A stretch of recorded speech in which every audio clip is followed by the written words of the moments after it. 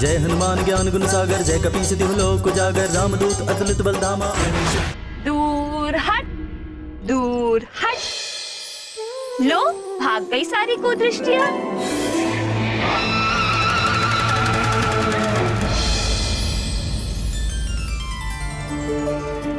महारानी जी, युवराज को द्रोणी में नहलाइए ना, सुविधा होगी।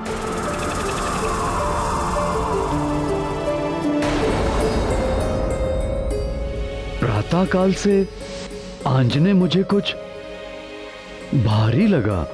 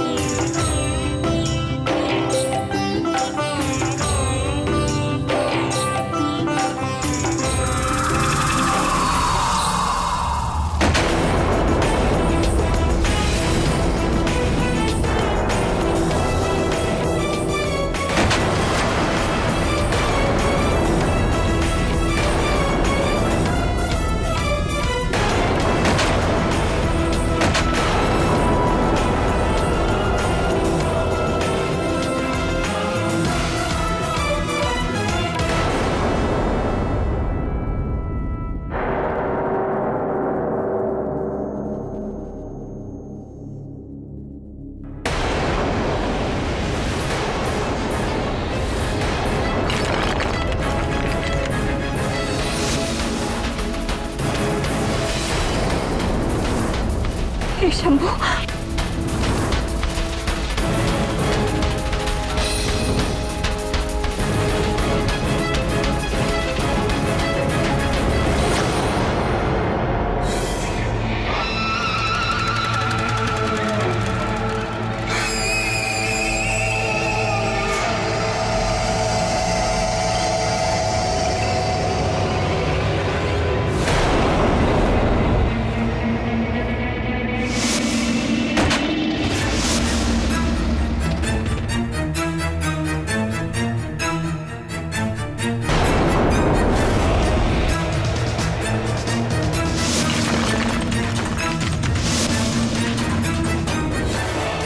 ये तो वज्रकाय है।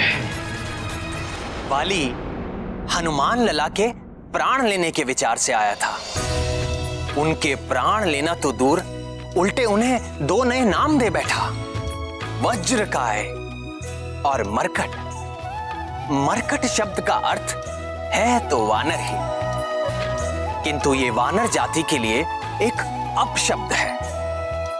किंतु भक्त शिरोमणि हनुमान के स्वीकार कर लेने से ये नाम भी पवित्र हो गया।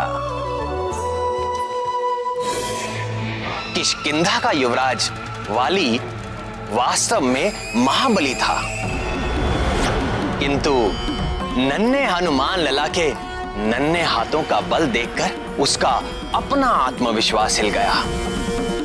उसे अपने ही बल और पराक्रम पर संदेह हो उठा और हनुमान की तुलना में अपने बल को पुनः आंकने के लिए वो यहां वहां अपनी शक्ति का परीक्षण करने लगा।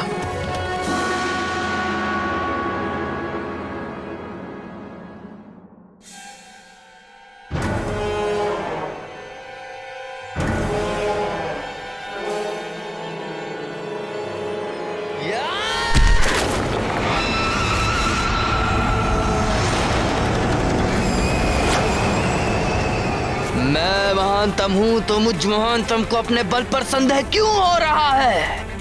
100 हाथियों का बल है मुझ में, फिर भी मुझ महानतम को ऐसा क्यों लग रहा है कि उस बालक का बल मुझ महानतम के बल से कहीं अधिक है? क्यों उस बालक का बल मुझे भीतर से भयभीत कर रहा है? क्यों?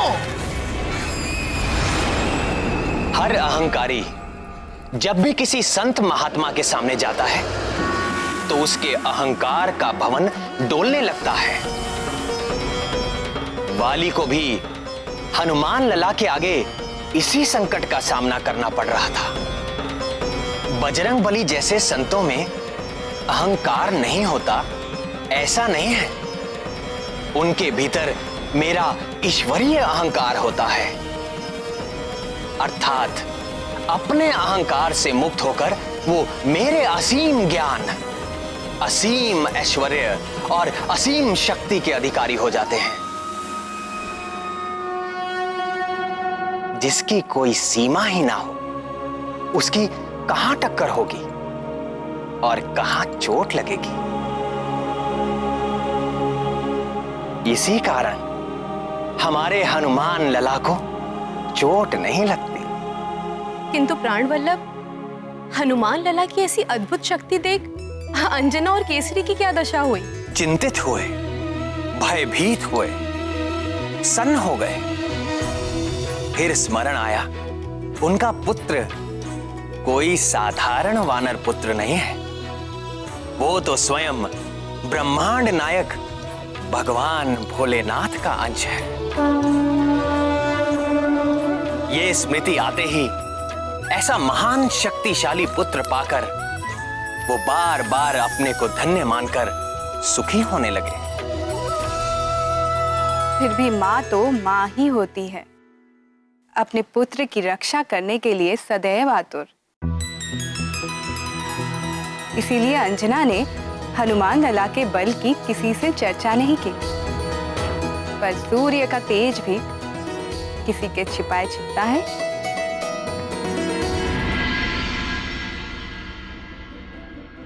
बाल सवर गए, केश के सारे निकल भवर गए, लाल लंगोट करे है धारण, नारद के सब माया निवारण। नारद जी ने आपको क्या कहा था? स्मरण है? दूर कर दे जो सब माया। ना ना ना ना, ये तो ऐसा नहीं है, ये तो माया डालने आया है। है ना?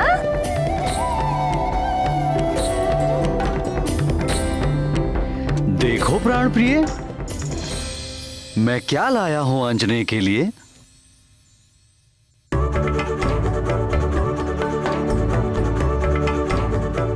अरे देखो देखो देखो, तात क्या लेकर आए हैं? लाल के नन्हे नन्हे पैरों के लिए नुपुर। छन छन छन।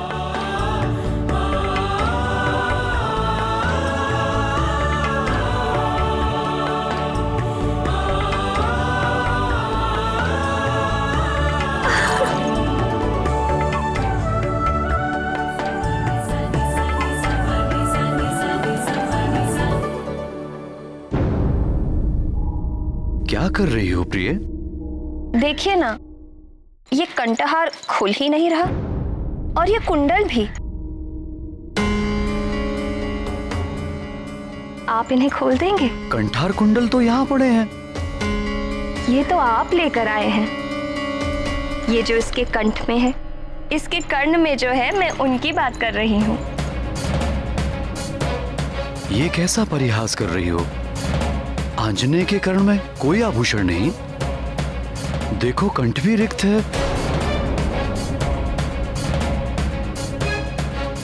आप मेरे साथ ठिठोली कर रहे हैं? केसरी नंदन ने इस दिव्य कंठहार और इस दिव्य कुंडल के साथ जन्म लिया है। इनका तिरस्कार तो ना करिए। साथ जन्म लिया है? दिव्य कंठ, दिव्य कुंडल, तुम ठीक तो हो ना? कैसी बातें कर रही हो? आपकी कृपा से अंजना के शिशु पर आई विपत्ति उसके लिए वरदान बन जाएगी।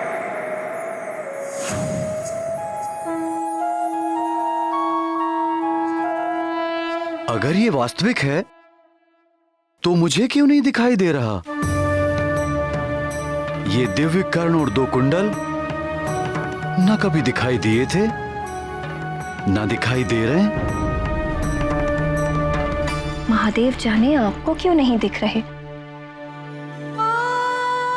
मुझे तो निरंतर दिख रहे हैं और दिख ही नहीं रहे। मैं इनका स्पर्श भी कर सकती हूँ।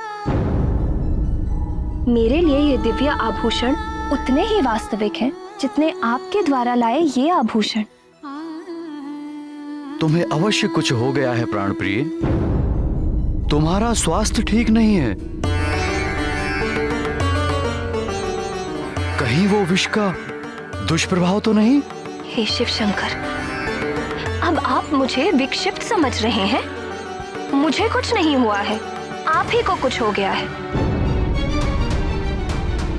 आप मुझ पर अविश्वास कर रहे हैं। प्रणाम। देवगुरु बृहस्पति का शुभ आगमन हुआ है। युवराज को आशीर्वाद देने के लिए पधार रहे हैं। पितामह आए हैं, जाओ उन्हें शीघ्र लेकर आओ। जी महाराज। पितामह आ रहे हैं, ये सब हम बाद में देखेंगे। चलिए पितामह का स्वागत करें।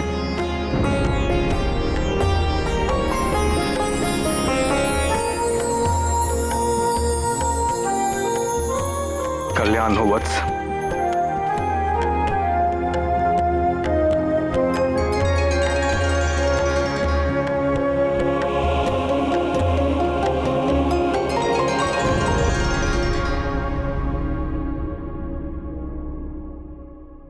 पुत्रवती भव।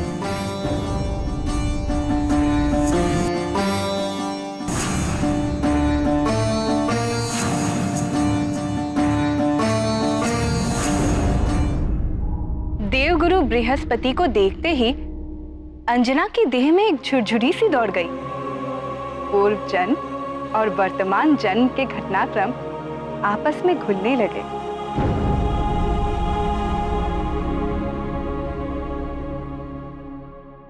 क्या हुआ पुत्री? इतनी चिंतित क्यों हो?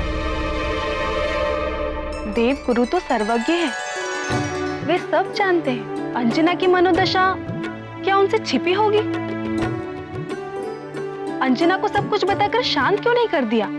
सुलोचने, जीव अपने पूर्व जन्मों के कर्मों को भूलता ही इसीलिए है ताकि वो उनके पीड़ादायक पाश से मुक्त होकर शांति और आनंद में रह सके। देवगुरु सर्वज्ञ है, जानते थे कि समय के पूर्व कुछ भी करना घातक सिद्ध हो सकता है। इसीलिए वो उचित समय आने पर अंजना को स्वयं ही सब कुछ बता देंगे। रत्न कुंडल, दीप्तिमते, कैसा अलौकिक शिशु है ये। आपका प्रपौत्र है। मेरा प्रपौत्र होने से अलग भी ये बहुत कुछ है, और उसका प्रमाण है इसका ये कंठहार और ये दिव्य कुंडल। मुझे कुछ हो गया है पितामह।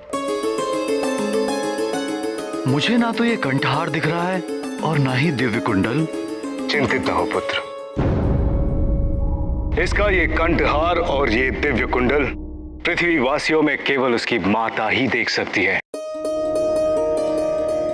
तुम्हारे अतिरिक्त जो भी इन कुंडलों को देख सकेगा वही तुम्हारे पुत्र का वो गुरु और स्वामी है।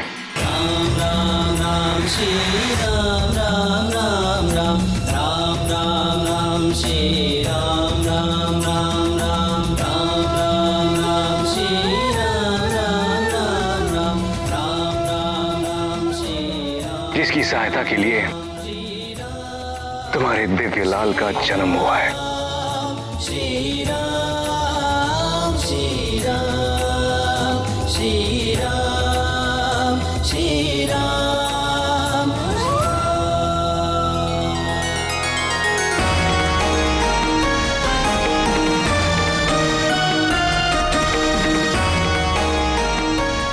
तुम्हारा वानर कुल में जन्म लेना सार्थक हुआ पुत्री। तुम्हारे पुत्र के साथ तुम्हारी कीर्ति भी युगों युगों तक गाई जाएगी। कल्याण।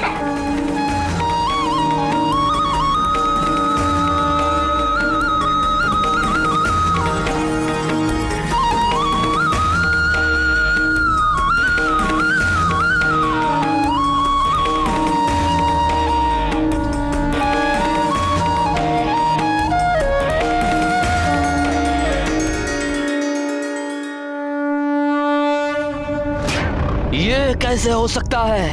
ये सत्य नहीं है। एक नवजात शिशु के गिरने से चट्टान नहीं टूट सकती। चट्टान पे गिरने से हड्डी पसली टूट जाती है, किंतु चट्टान नहीं टूटती। अर्थात मैं जागते हुए स्वप्न देख रहा था, मुझे धोखा हुआ था। नहीं, ये धोखा नहीं था। मुझ महानतम की आंखें धोखा नहीं खा सकती। अर्थात मैंने जो देखा था वो सत्य था। सत्य था वो। किंतु ये कैसे संभव है? कहीं उसका शरीर वज्र का तो नहीं बना? इसीलिए मेरे दिए हुए विष का विष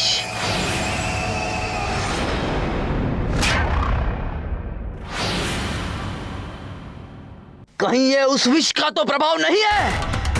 हो सकता है, हो सकता है। वैदराज!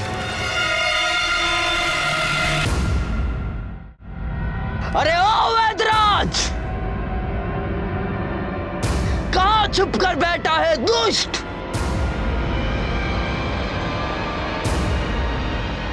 बाहर निकाल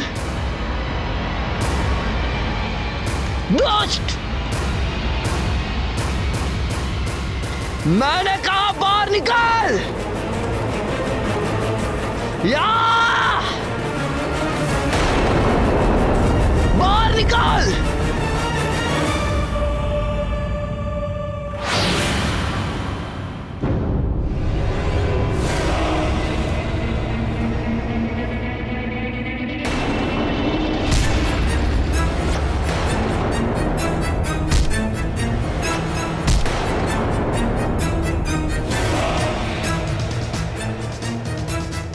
या! तूने मुझ महानतम के साथ छल किया। क्या मांगा था मैंने तुझे? एक ऐसा विष जिसे खाकर तत्काल मृत्यु हो जाती है। मरण आया और तूने मुझे क्या दिया? कौन सा चमत्कारी चूर्ण था वो? बता, नहीं तो आज मुझ महानतम के हाथों तेरी मृत्यु निश्चित है। बोल!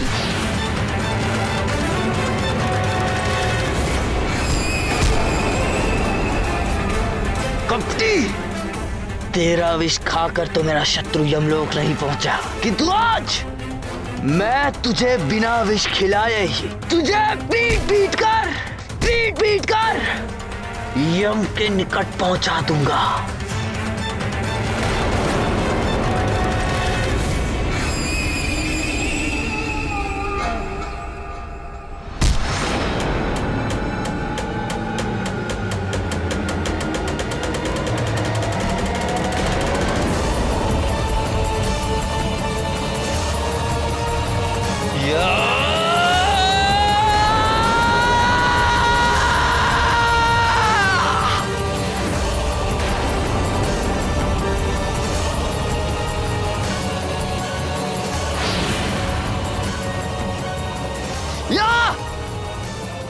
इस विद्रोही ने मेरे साथ छल किया है। छोड़ दो मुझे, छोड़ दो। कुछ बोलने का अवसर ही नहीं दे रहे हैं, पीटते जा रहे हैं केवल। वो तो ऐसा भयंकर विष बना था जिसके स्पर्श मात्र से मेरी ये स्थिति है कि मैं अब तक तीव्र ज्वर से पीड़ित हूं। और आप कह रहे हैं कि उसने अपना कार्य नहीं किया।